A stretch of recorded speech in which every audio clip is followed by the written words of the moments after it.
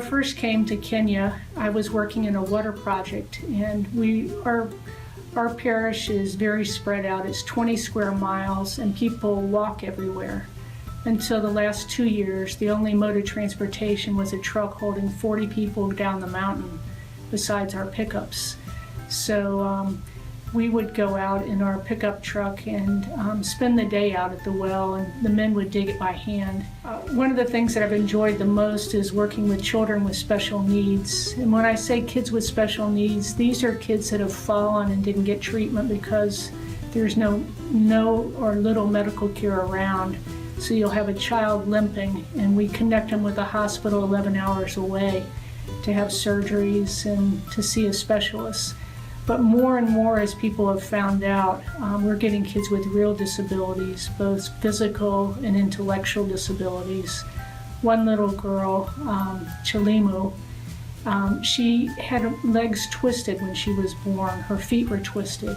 She had a double amputation, and she goes to one of our diocese schools now. They have a special home for kids and a school right next to it, and she's tops in her class. And her family lives 2 mountains away, so they're just thrilled that she has a chance to go to school.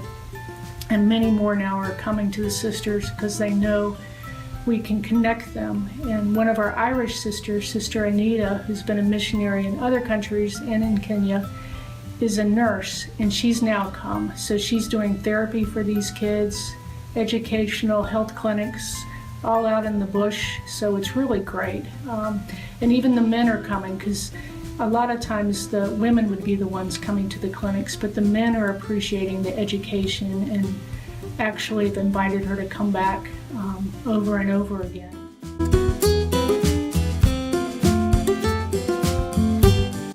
Back from Kenya to make my retreat and to visit the sisters, and as well as my family. And one of my favorite things is to see our older sisters, because they've really been an inspiration, and certainly the people that have prayed and really helped me through a lot of things through their faith and their sharing.